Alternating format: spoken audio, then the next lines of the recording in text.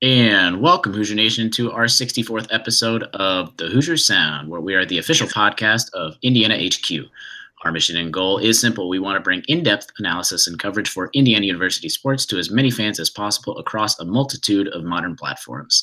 We are recording this edition of the Hoosier Sound on Wednesday evening, November 28th, where I am your host, Noah Freeman, and here with me tonight is my usual co-host, Matthew Lukens.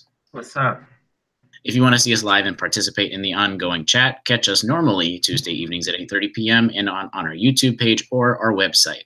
If you miss us for the live broadcast, you can subscribe. You can subscribe to our show for free on whatever platform you listen to podcasts at the Hoosier Sound and subscribe. All the information is in our website, thehoosiersound.com, as well as our partner, Indiana HQ at indianahq.com.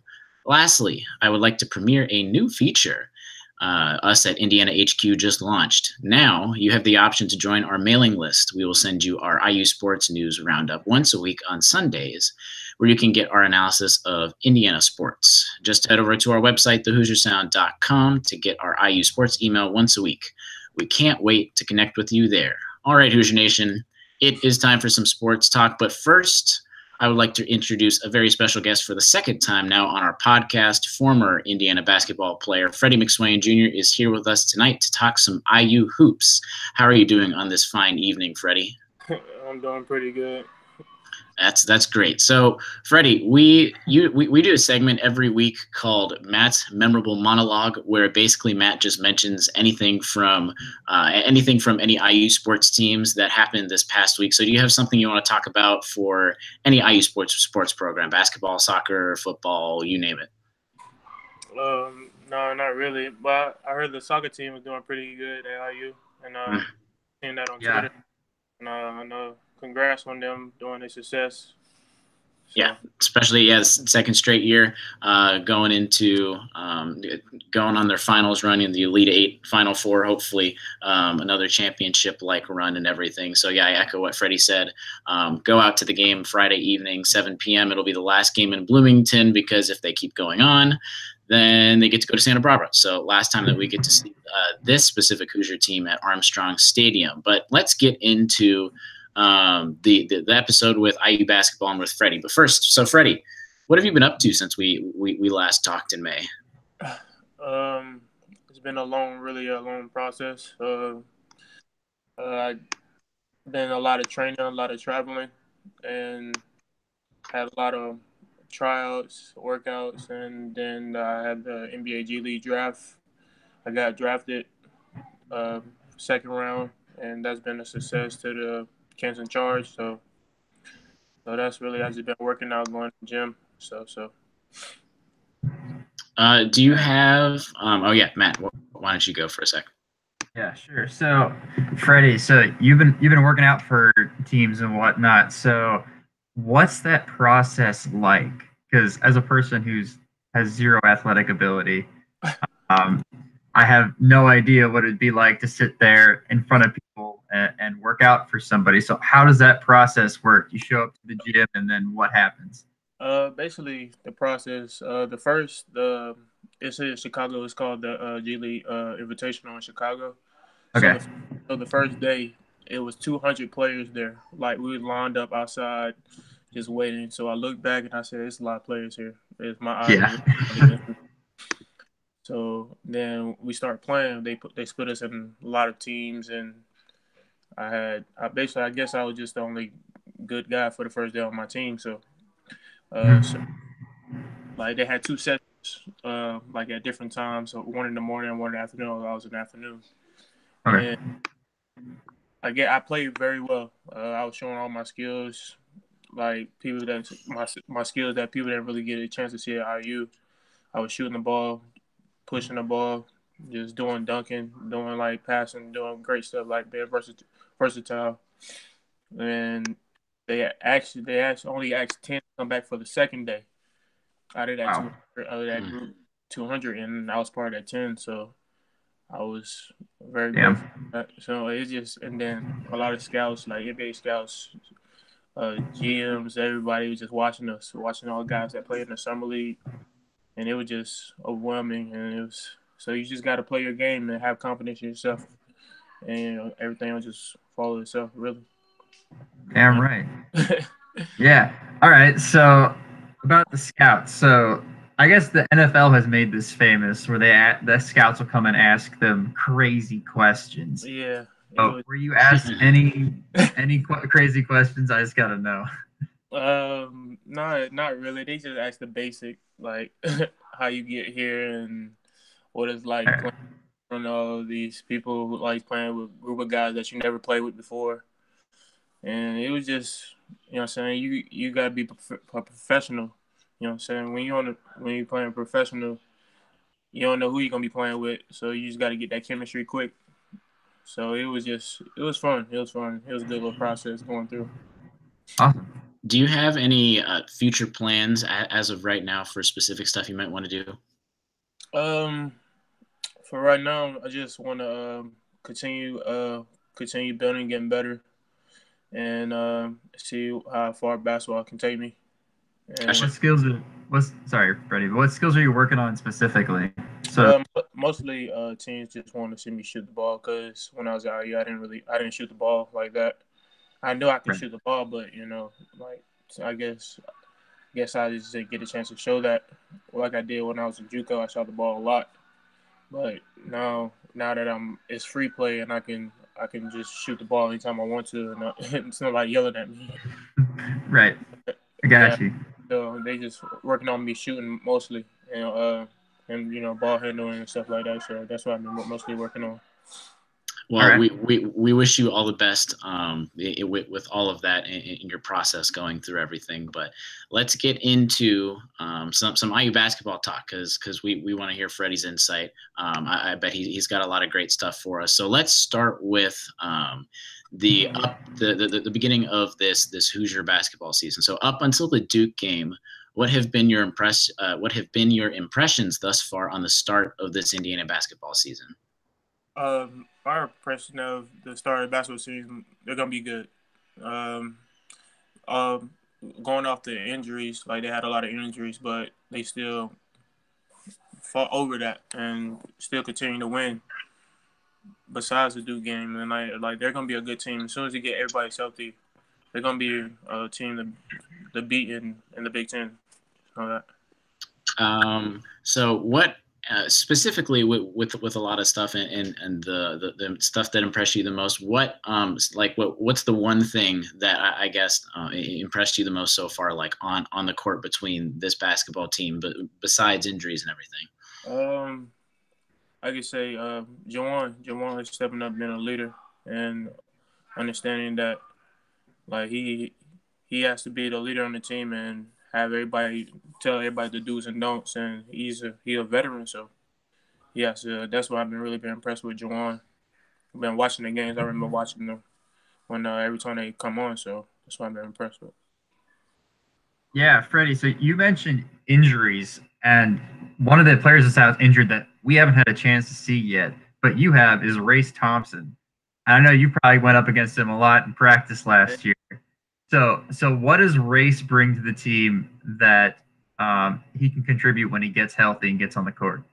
What people don't know about Race is versatile. Like, really, he's versatile. He rebounds, he defends, he can push the ball, he shoots three. Like, he's basically another what's his name? Evan, right? Evan. Yeah. He's like another Evan, but a little bit stronger. He can shoot the ball. He can go in the post like he does. He could do a lot of things like Jawan and stuff like that. So, man, you just got us that headline. That was good. Perfect. Yeah. he's good. He's a good player. All right. So IU absolutely smothered a ranked Marquette team, but only to go and struggle their next 4 games. What changed?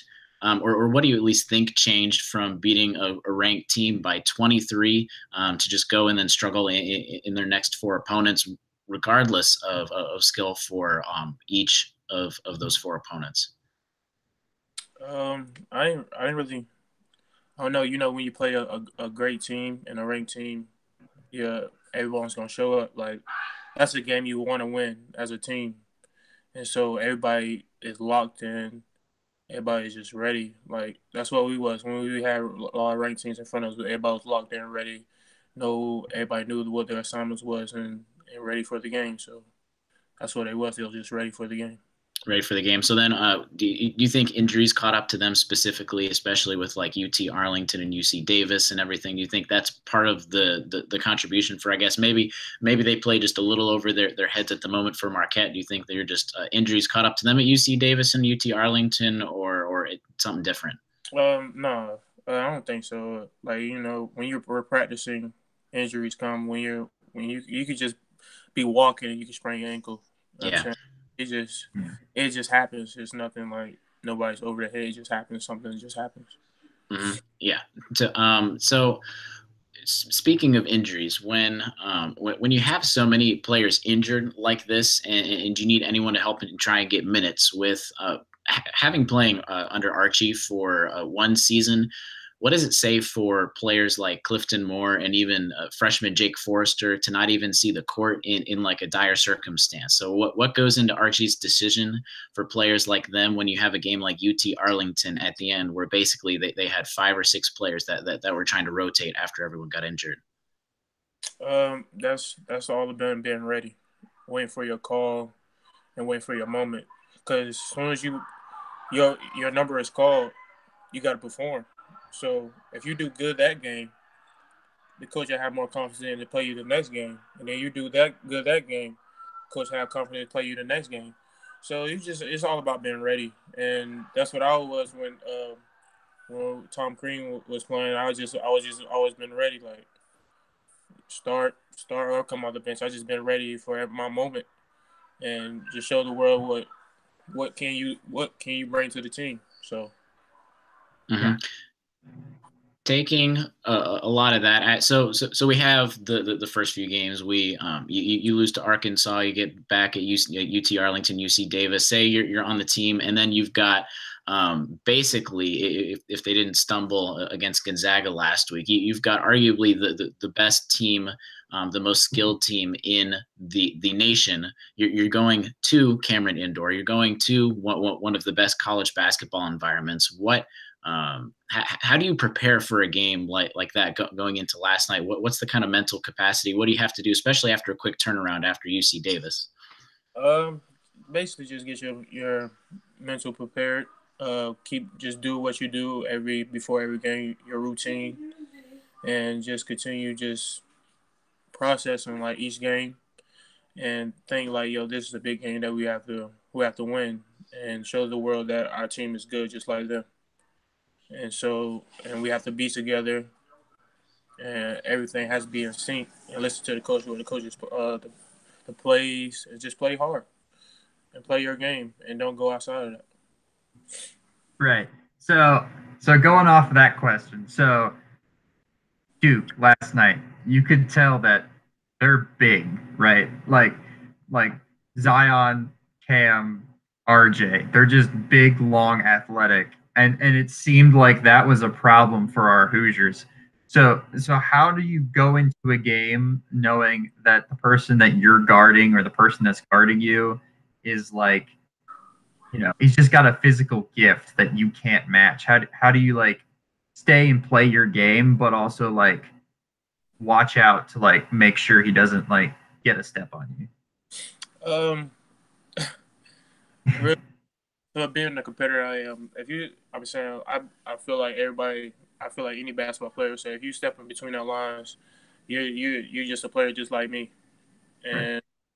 no matter what can you do better than me, and I'm gonna be better than you, what I can do. You know what I'm saying? So I feel like just you gotta bring your A game and be him at what you can do. So. Mm-hmm. So speaking of the Duke game last night, obviously it wasn't the best game for Indiana by any means. But what were your overall knee-jerk reactions to the game? My reactions was it was just simple turnovers. That was just the game. Just turnover. That was just the main thing that everybody was basically talking about. And once they didn't have so many turnovers, it would have been a great game. To be honest, I feel like it would have been a great game. And It was making shots. It's just a couple of bad calls. Jawan and Deron had 2 fouls that to be in the first half. Mm-hmm. That was a big change of a tempo too. Two big guys that's known for making a presence in the paint and scoring.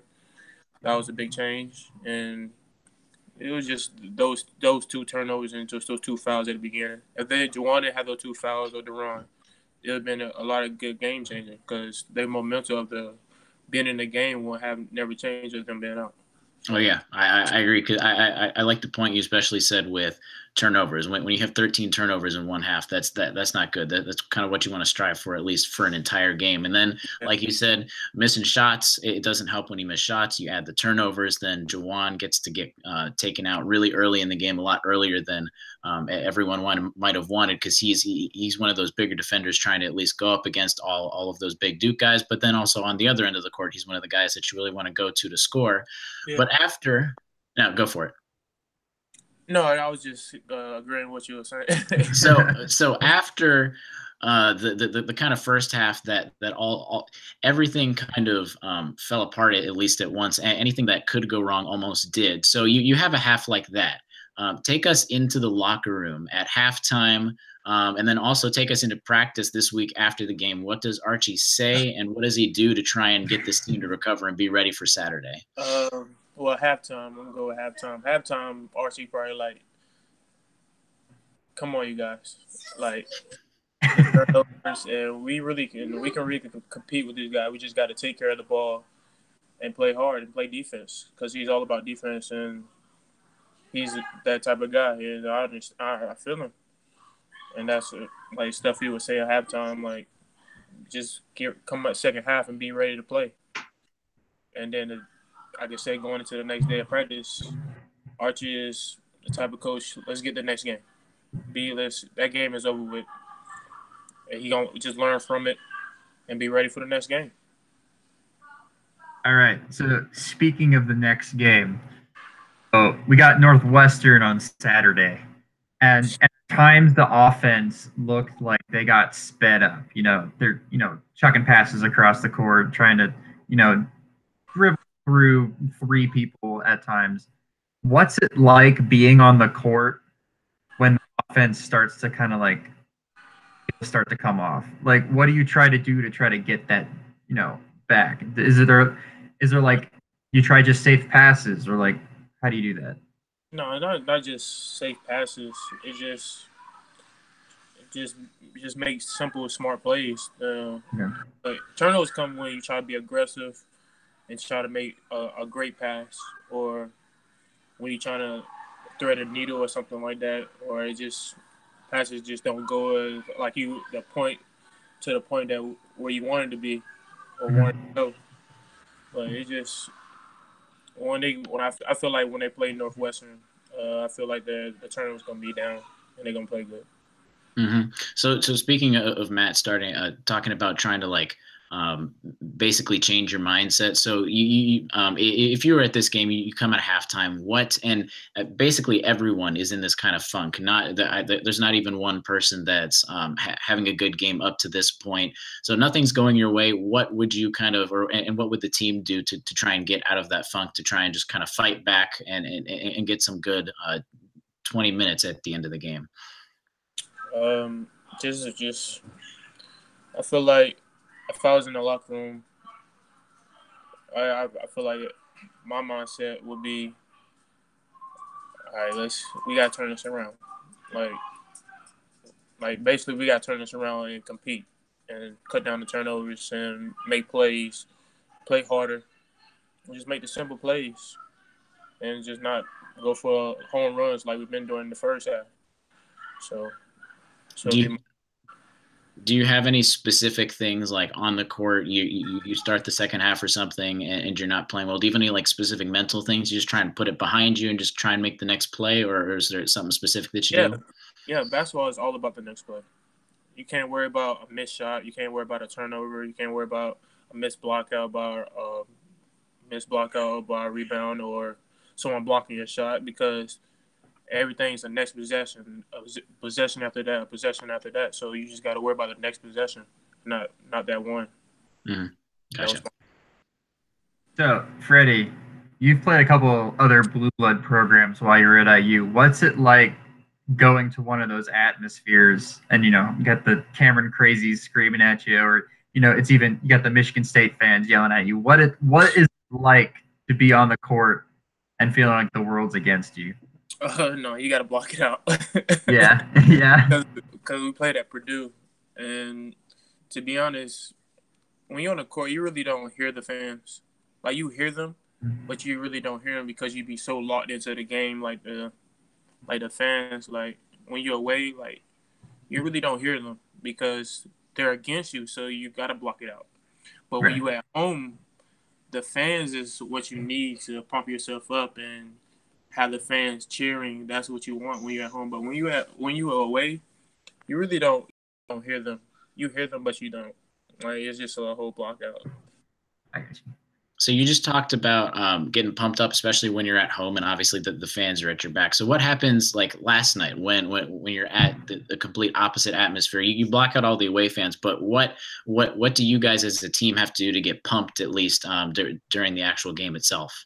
No, you have to pump yourself up. Really, like you got to bring your own motivation to away games because ain't nobody gonna bring it for you. You got to bring it yourself. That's just being honest. Gotcha. Okay. So we'll put the game behind us. I liked one of the tweets you had. You said just relax. We have a lot of season left to play, or at least the Hoosiers have a lot of season left to play. If you actually think back to right before you came, Freddie, if we think back a few years ago, the last time IU played at Cameron Indoor, it was the same result. And by the end of the season, Indiana won the Big Ten, and they won it outright. So like Freddie said, there's a lot of Big Ten left to play. So we're going into a tough stretch, at least the next 4 games. You got Northwestern, Penn State away. You've got Louisville, Butler at the Crossroad Classics. What is the one thing, I guess, if you were to put it to one thing, what does this Indiana team immediately need to do to get through the next stretch of tough games? Just get healthy. Healthy. Yeah, have depth. Because now a lot of players going to play subs, you know what I'm saying? You're going to need subs. The players get tired. And when your players get tired, you're going to have to take them out and put more players in to give your starters or your offense a player's breather and before they can come back and perform again. All right. So speaking of getting healthy again, Rob Finney's been playing really well as a freshman. But we've been really missing Devonte Green, and you've played with Devonte. Devonte's a baller. So what are we missing from Devonte? Is it his shot making, or is it just the leadership with the ball on the court? Like what are we missing since he's been gone? Oh no, it's he's been injured, so yeah, back from an injury and going to a Duke game, you're gonna have some tweaks in the game because you don't want to mess up the chemistry of anything like that. And then you try to back it to the flow with the team in the game. So he's gonna be continue being great. Like he's just gonna have to get back to used to playing again from coming from back from injury and missing those games. So I feel like he's playing with, and he's a good player. Like he makes great plays. When we played together, he made a great play, a great pass to me when the game went to layup with our game. He's a great player. I feel like he's just going to bounce back like any player would. I even think he had a couple really good plays. I don't know about you, Freddie, last night, but he had a couple step backs, a couple nice dribbles, a couple nice passes, especially, and that was fresh coming off of an injury. And I think he had a bunch of nice stuff last night. And then hopefully when he starts getting ready, starts getting able to practice a little more contact, I would think he would start to come around. Don't you think? Yeah, he's a good shot creator. I seen it firsthand at practice. Mm-hmm. Good shot. I feel like he's really underrated in his passing. His passing is crazy. Mm-hmm. And some passes people don't know. People think he takes a lot of home run passes, but when he makes them, is unbelievable. So he just catch him. So IU plays Northwestern this weekend, and then Penn State. So you obviously start the the Big Ten conference early, and last year we started early just because the Big Ten tournament was in New York and it was a week earlier. But you of course graduated right as the Big Ten was moving into a 20-game conference schedule. What do those added games do to you overall when it's all said and done? Just know you're gonna be tired at the end of the season. You're gonna be a lot harder games.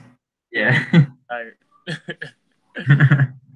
So how do you have to plan for that mentally, at least, especially the long game? Because Archie's also got to think about the long game, and now there's 2 extra games added to the season. How do you plan for that, at least as a player? Because of course Archie's going to put you in when he needs to, but how do you try and prepare for that, of course, over the long stretch of the entire season? Well, just take care of your body, because your body's gonna be performing, and you're gonna be performing. Just take care of your body and have yourself mentally prepared every time. Mm-hmm. So, do you have any? Actually, I'm going to let Matt step in here, but before I wrap this specific segment up. All right. So you said take care of your body. So, obviously, IU's strength coach is pretty big. He's a big deal. So, what are like some of like the little things that he does that like really helps, like come February? Yeah, Coach Cliff. Coach Cliff will take care of you. He's the type of guy who asks you like, "What's wrong? Like, are you injured there? Or how you feel right there?" Like, he's the type of guy to tell you to eat right, do yoga, tell you get in a cold tub right after practice. Like, literally, you're like, "Yo, you guys cold tub after practice," and like he'll be on. I think Coach Cliff got that down. All right, cool. So, wrapping up at least this particular part of the season, do you have any hot takes or predictions for this team for the rest of the season? I played at IU, and I'm gonna say this a seed, so I feel like they're gonna be great. There we go. So let's move into some questions from Twitter and a bunch of things that people sent in to pick your brain a little bit. So Cash asked on Twitter, how hard was it for you and your teammates to buy into Archie's system last year? At the beginning, it was kind of hard with the defense because we had to learn it. And I don't know, it's a couple of guys. It's kind of still learning, but it was kind of hard at first for the defense because we were just learning it. That's mostly it, really. It was just the defense who was trying to learn it, what spots to be at and how to protect the roll and hedge and all that. So that was just the defense. But the offense, it just came, just playing over and there again at practice. Gotcha. Okay. Frame by frame hoops from Twitter. Given your experience, what would you tell the team in the locker room after last night's game? So I guess instead of Archie being in the locker room talking about practice, what we talked about, what would, I guess, if you were the voice, being an athlete in the locker room yourself, what would you as a leader of that team say after the game last night? It's like I said on Twitter, it's a whole season. Like, they only play 6 games, 6 or 7 games. Mm-hmm. They got like 20 more games left. Yeah. And then you got Big Ten play, so it's all right. It's like we got a lot of season. It's just one step back. We just gonna make a step forward our next game. Yeah, exactly. And against a caliber team like that, if you're the kind of person, and I know you guys on the team don't think like this, but from fans, from our perspective, we always think of trying to get into the NCAA tournament and like what seedings and all that stuff. But it's playing a really good Duke team like that, losing to them, even losing by that kind of margin is not necessarily going to hurt us too bad. Of course, we as athletes, I bet you guys don't necessarily like the type of play that you guys had on the floor, but in terms of just having another loss, especially this early in the season, it's still November. The basketball started this month, so I agree. There's a lot of season left to play. Yeah, including they lost to Gonzaga, so I feel like they wanted to come out and and win. Yeah, not lose. So. Yeah, and then they also had basically a week to prepare for that game too, and a week to stew again after losing. Rob on Twitter, what were the biggest differences between non-conference ball and Big Ten ball? Non-conference is where you want to win games, make a statement, try to get ranked, get your PR or RPI up, and when Big Ten start, it's 0-0. Your record really doesn't matter. That's the difference. When it's 0-0, and you got to win your first Big Ten game, and then you want to know you could be on top of the list. So it's just winning Big Ten is really what matters. Mm-hmm. Yeah, because a couple of years ago when when IU won the Big Ten outright last, that was when Michigan State had a better record and they were technically ranked overall, but yeah. IU still won the Big Ten. Exactly. So you want to win Big Ten because it's your conference. Mm-hmm. Yep. So obviously starts this weekend a little early. Nathan from Twitter, Archie seems like a mild-mannered guy. When was the angriest you saw him last year? Any cursing? ? There's a lot of cursing throughout the year. When we're not, like I say, when we're not mentally prepared or be ready to practice or anything, he explodes when we're not listening or something like that. Gotcha. Yeah, and that's cool. Yeah. All right, we got Dustin from Twitter. Comparing this team to last year's team, in what areas has IU improved? What still needs to improve? I could say from last year's team to this year's team, they have a lot of versatility. Like they have a lot of versatility. Everybody on the I could say 1-2-5 shoot the ball great. Everybody puts it on the floor, and they're in the Archie ran different from last year because there's a lot of flow. It's a lot of flow, a lot of back and forth weaving. I don't think we didn't do none of that last year. So it's just a lot of flow, just moving the defense, and we just did a lot of pick and roll stuff last year. Mm-hmm. Gotcha. So Mike from Twitter again, favorite teammate and why? So I guess you might have to answer this a little with caution if anyone else is going to listen to the podcast. But my favorite teammate, I can't answer that. Yeah, I bet. I don't blame you either. But we got the last question on Twitter, and I don't know if you saw, but Freddie McSwain Sr. asked, do you have a clue how much your pops believes in you? Tell him if he's listening, yes, I believe. I know that. And there I know. You go. And I love him. And I would like to extend that to all of Hoosier Nation. We believe in you. We're rooting for you. And Freddie, thank you so much again for taking the time to come on the podcast. We really appreciate it. Always love having you on, hearing all the great insight you give basketball fans. Again, the busy schedule. Thanks for taking the time out to just come on here with a couple of guys to talk some IU hoops. Hey, no problem. Thanks for having me. Mm-hmm. So that about wraps it up for our 64th show of the Hoosier Sound. Thank you guys so much for joining us. We really appreciate your support. I will be back this Friday for another edition of the Hoosier Sound Off. Make sure to stay tuned through updates on Twitter at The Hoosier Sound. Subscribe to us on YouTube or however you listen to podcasts, and visit our website at thehoosiersound.com to find all of our information in one place.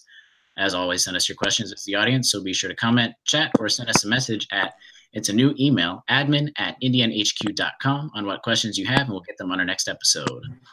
Lastly, if you enjoy our show, leave us a review, tell a friend, share our links. It really helps us grow and support this podcast so we can help reach more passionate IU fans such as yourself.